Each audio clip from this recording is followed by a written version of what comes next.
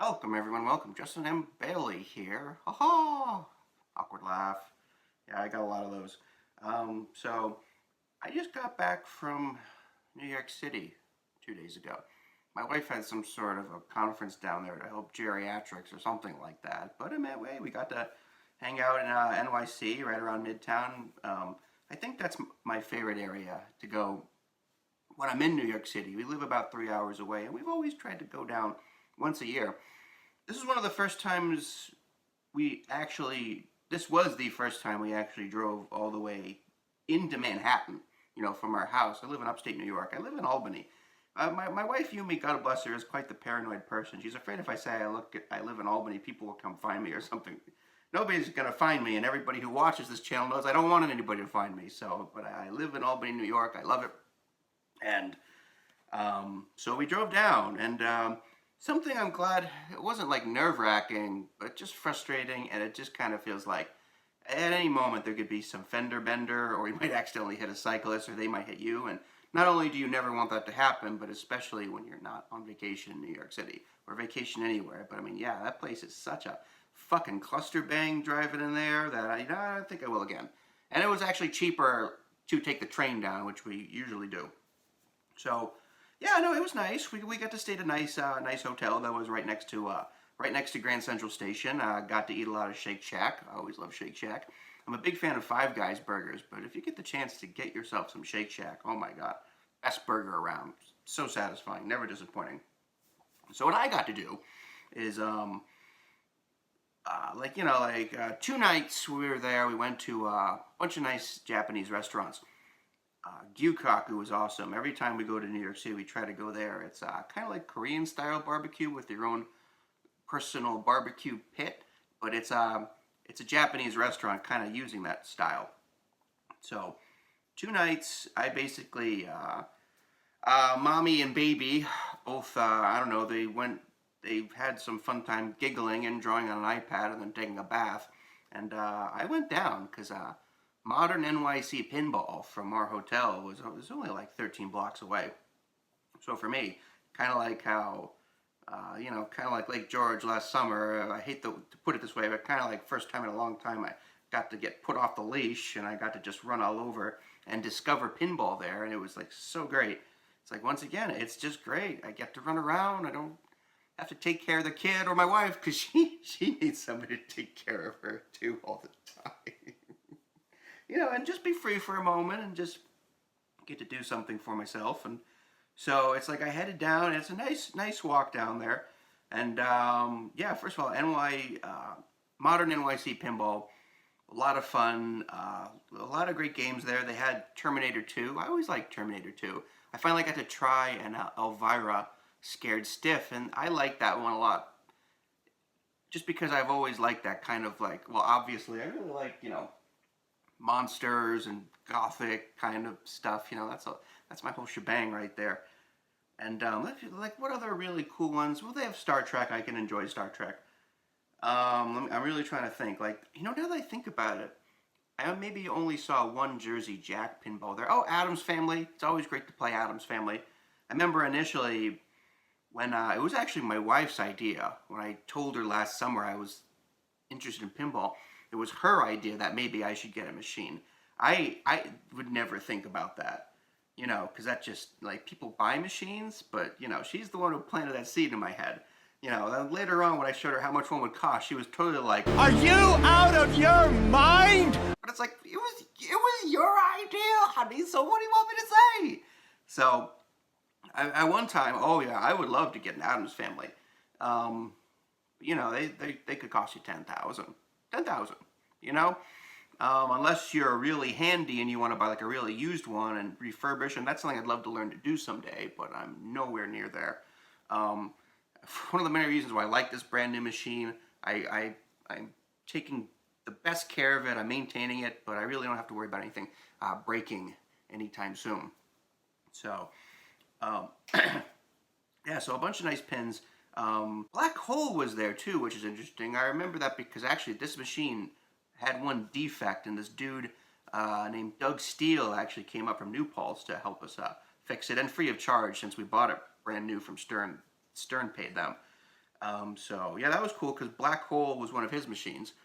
But the one that was just absolutely mind-blowing, which I totally wanted to try, is Iron Maiden Pinball, and I finally got to try it because everybody has been saying this is one of the best pinball machines of today. It is one of the best pinball machines of all time. And it was so funny where I sat and played it the first time. You know, I played it a couple of times, and first of all, I didn't like it at first. All of their newer pinball machines, like their Munsters and their Iron Maidens, all of them are fucking steep. Like there's this little bubble, like, you know, you own a machine, you know these things. Like that lets you know how like higher up it is. So steep, like the little water bubbles, like all the way at, like as steep as possible, which makes it more difficult. And they had it where the flippers felt way more strong, which you can also do. You can adjust flipper strength. So super steep, that ball is knocking everywhere. It's crazy, and it's so it's like, yeah, it's, you do really bad, you know, even because it's like I own a Munsters, and even then it's like, oh wow, I'm getting my butt kicked. Iron Maiden especially kicks your butt, and for some reason, even though I have watched so many videos on that game, and I was like, wow, this is the one. And it was just like, I sat down and at first I was like, you know, this feels like a little bit above my mental pinball pay grade, if that makes any sense. Meaning where I was like, you know, I get why everybody's saying all these things are amazing, but like clearly I at least where I'm at right now, I feel like I actually prefer just something simple, you know, which is something basic. It doesn't need all kinds of bells and whistles, you know what I mean? Like a steak just needs salt and pepper. And that's really it, if you ask me. So I almost strangely felt disappointed, like, oh, I'm not part of the pinball community. Everybody likes this game, and I really like boring stuff and everything. And it was kind of weird, though. I went to bed, you know, and I told my wife about it, like, oh, I'm so bummed out I don't like this game. And she was so cute, like, oh, it's okay, boob. I think she's seriously like, why is this a thing? Like, why does he care whether or not he likes this game? The weird thing was, though, immediately after I woke up, I was instantly like, oh crap, I want to just immediately go there right now and play this game. And I want to keep playing it all the time. There's just, I don't know what that is, but it's like I woke up and I was like, I want to just play the shit out of Iron Maiden. And I went the next night and I played the hell out of it. And I as far as new people like me, and especially considering the difficulty of this machine was set tougher, I did pretty good. I did okay, and I was like, oh, I want that machine. I do. Oh my gosh, I would love to put an Iron Maiden machine right over there where I fix the floor. That'd be very nice. You know, I don't want to fill my entire house with pinball machines, and not even this basement. Like, I got to make a video of everything I got going on, but I would like it. I would like to have, honestly, 2 more machines, because I'm serious here. I love pinball. I love it. I think I love it more than booze. That says a lot right there, maybe. So it's just, I would just love it where I don't need 20,000 machines or something. I don't need like a whole, but I would like it where I'm trying to make this whole downstairs something. I don't know what to call it yet. I mean, there's all my books and comics and everything, and I would like to have two machines over there. And plus, you know, I just got this in the mail as soon as we got back from New York City. You know, it's so nice when you go to the bathroom in the restaurant, you come back and your food's there. It's so nice when you come back from a trip and your big package is there too. And I suck at Street Fighter. But I didn't want to buy any other one-up cabinets because, you know, they're so hobbit small. Like, I don't get how people get so excited. I know it's one of the many reasons why they make it affordable, like that height. They can't, you know, for the price, you know, but, you know, like, I see all these, like, advertising pictures of everybody playing TMNT, and they all just look so freaking hunchback. Like, how can that be cool? So so I figured this is something cool because it doesn't matter if it's a little smaller because it's a nice it's like a nice cocktail table. You know what I mean? So like I like that. So yeah, I'd like that. I'd like 2 arcade machines. I can get rid of a bunch of my boxes right there. So yeah, I guess this is what I'm trying to turn this into. It's a library / retro museum / arcade. Okay, so this is what we got right now. Well, I got old Scratch over there, always resting and snoozing. Poor boy's 7 years old now. He's still got lots of energy, but he's definitely, you know, he's definitely getting a little older. He's a good boy, but I guess the first thing I want to show is like I could basically I mean, pretend I never got that table. I think I could easily put 3 pinball machines right here and 2 over there. But then it's like, you know, I mean, I don't want this place to just feel so cluttered and crowded. Do you know what I mean? I'm so about like less is more. And I think one thing, like with all the things I collect, there's a stopping point for a sec, because it's just eventually, it's like the more you have, the less it's value it has, if that makes sense. Does it? I don't know. But so I would never want to have too much of anything, including pinball machines. You know, like I definitely have all the I have all the comics I need. I don't really buy comics anymore. I have, for the most part, I don't know if you can see in the light, I have most of the games I need. I don't really need more games. So yeah, because it's just like, if it's, you don't want your house cluttered. You just don't. And if anything, I gotta find more things to get rid of. But this is, oh, I got the lights too. So it's like right now, like I got that lawn chair over there. I prefer that because, you know, I can have like a nice chair in this little corner, but then it's, you know, it's so much convenient getting to fold it up when you need it. But yeah, it's just nice sometimes. I just sit in my chair right there, maybe enjoy a beer. Dog's playing poker. And it's just, I mean, Christ.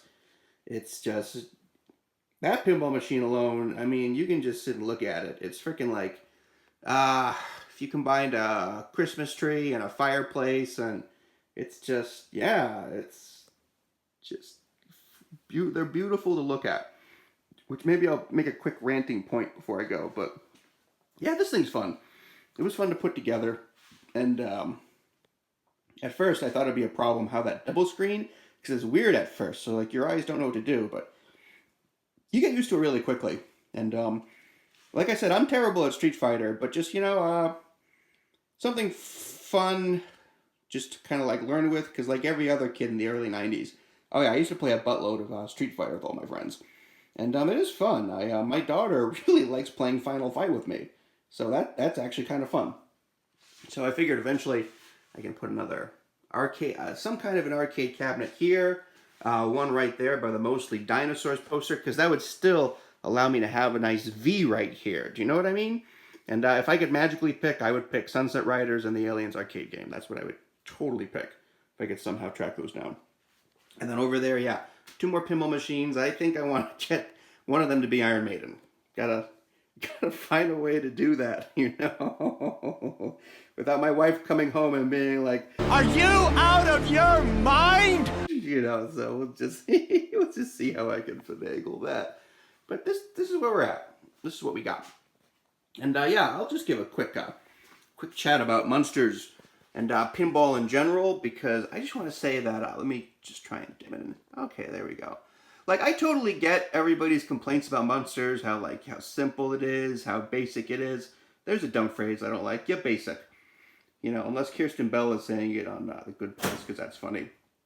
You know, it's like, I so enjoy this machine. I've been playing it almost every day since I got it in early June.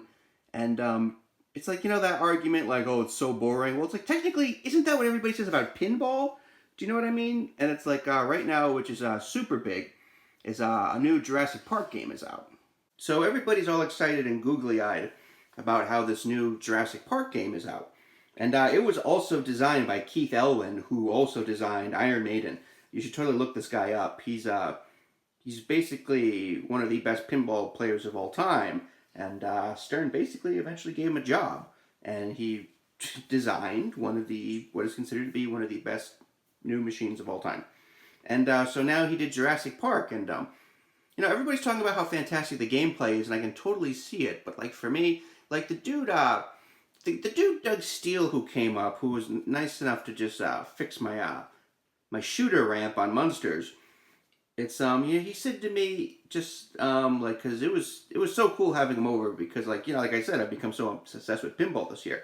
Someone I could talk to, and it's like where it's like I was like able to like keep up with like, you know, like I could speak pinball with this guy. Do you know what I mean? And so he said, and he's been in like the pinball biz for 30 years or so. He's just like, you know, there's 2 kinds of people. Like those who buy a game for gameplay, and those who buy it for the theme, the look. And yeah, gameplay is super, super incredibly important. But it's in its own strange way, I think buying machines sometimes, I think theme, the look of it, can in fact actually be just slightly more important. I do think that. And I'm usually not an appearance person, but you see, it's like, you're going to be having to look at the bloody thing forever, right? Like, you know, and it's like, you're not going to be playing it every second. Most of the time, it's going to be sitting and people are going to be looking at it, you know?